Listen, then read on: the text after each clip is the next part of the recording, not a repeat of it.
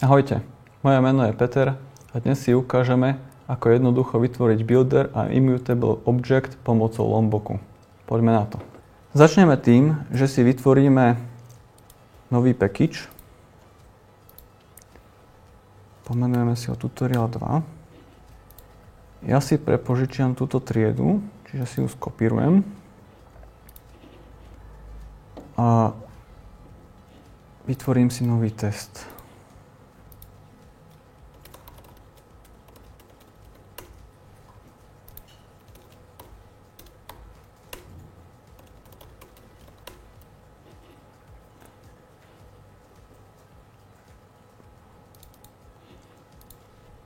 Takže ak chcem vytvoriť builder na tejto triede, tak použijem anotáciu builder z Lomboku, čo nám vygeneruje všetko potrebné na to, aby som už dokázal používať person builder. Takže teraz si viem zavolať person.builder a vieme si tam dávať presne tie isté atribúty ako pri tom konštruktori. Čiže si tam dá Peter.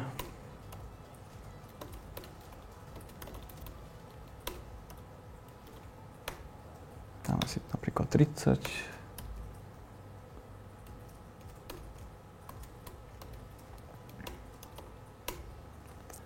No a tak ako každý builder, tak aby sme dostali object person, tak musíme dať .build.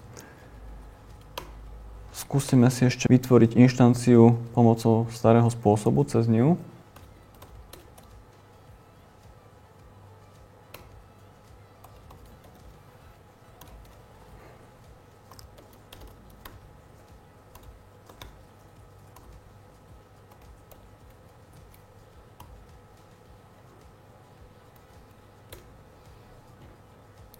Môžeme si to premenovať person 1,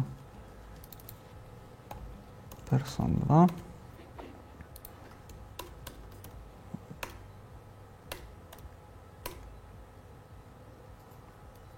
Tak, napíšeme si k tomu ešte test.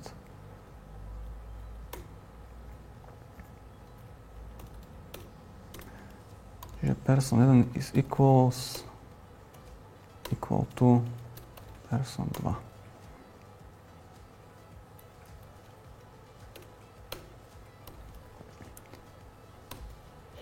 Takže skúsime spustiť test a nemal by byť problém, aby sa niečo nerovnalo. Poďme si teda pozrieť, ako tento builder vyzerá. Dáme si clean install, nech nám to pregeneruje všetky klasy.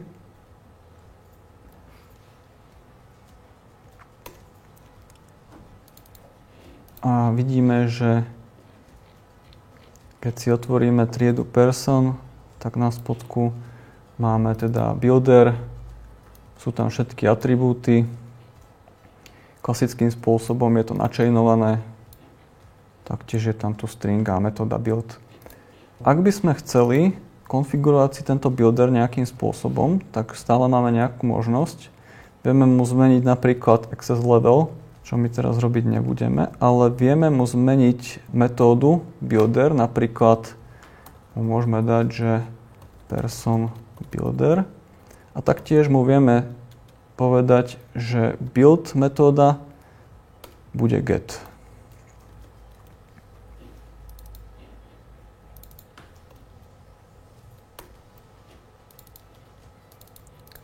Takýmto spôsobom si vieme teda ten náš builder trošku prispôsobiť, ak by sme ho potrebovali.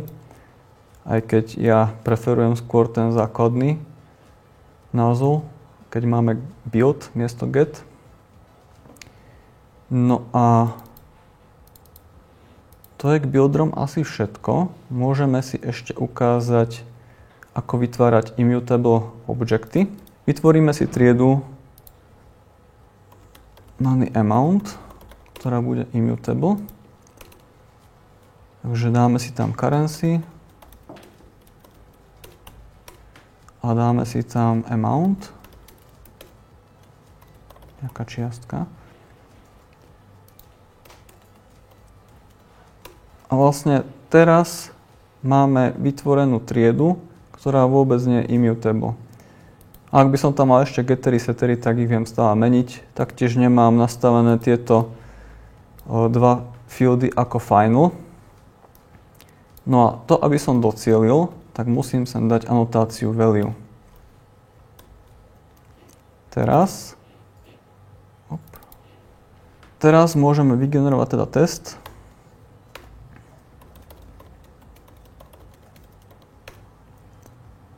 A môžeme skúsiť new. Tak. Anotácia value nám nedovolí vytvoriť inštanciu s prázdnym konštruktorom. Musíme tam dať teda nejakú hodnotu. Ja som tam dal currency a amount. Takže amount môžeme dať napríklad 1000 a currency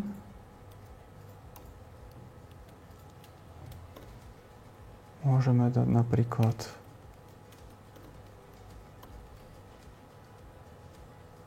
eur.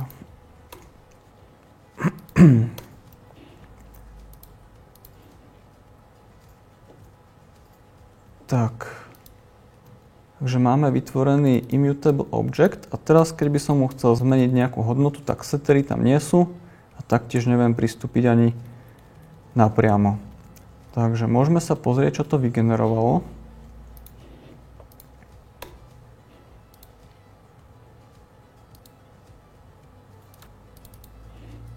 Takže vidíme, že triedy sú označené ako final, takže sa nedajú meniť. Takže hneď ako náhle sa vytvoria cez konštruktor, tak vlastne ich hodnota zostáva finálna. A to je vlastne v našej triede všetko. No a teraz by sme si tam mohli ešte ukázať, ako sa zbaviť tohto slovíčka new. Takže dáme si tam statický konštruktor. Zvyčajne sa používa slovo of.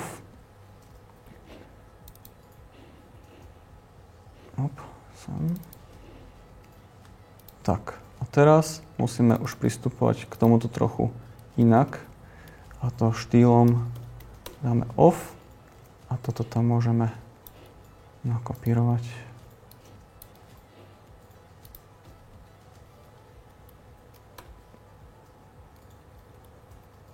Že je to opäť ten istý kód, akurát sme sa zbavili slovíčka new, pretože to sa pri immutable triedách nepoužíva. Respektíve celkovo v Java by sme sa chceli vždy vyvarovať new.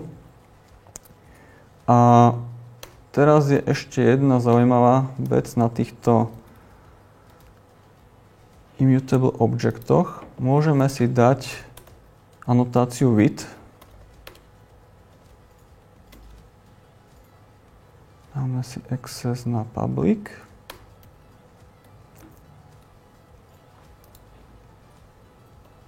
Tak a môžeme teda zadefinovať with amount a môžeme si tam dať teda money amount, odčítame hodnotu, napríklad big decimal 1. Opäť si to priradíme.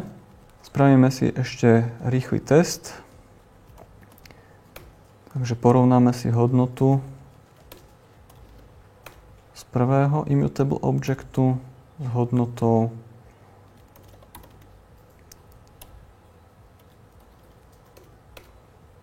z druhého, kde sme odčítali z tisícky jednotku. Tak a týmto sme dokázali to, že pomocou kľúčového slovíčka with sme neprepísali hodnotu v objekte money amount, ale naozaj nám to vytvorilo nový objekt, ktorý sme si uložili do money amountu 1.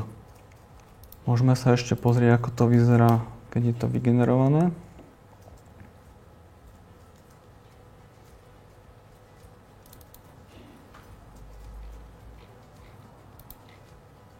Tak, tuto máme presne to, čo robí naša anotácia with. Takže keď tam dáme hodnotu, ktorá je zhodná s hodnotou, ktorá už je nasetená na objekte, tak nám vráti ten istý objekt. Ale pokiaľ je tá hodnota iná, tak nám vráti novú inštanciu. Ukázali sme si spôsob, ako sa používajú anotácie builder a value z knižnice Lombok. Ak sa ti video páčilo, daj odber. Ak máš nejaké otázky, môžeš využiť diskusiu pod videom. A v prípade, že by si chcel pracovať v spoločnosti Unica GSC, môžeš nám poslať svoj životopis.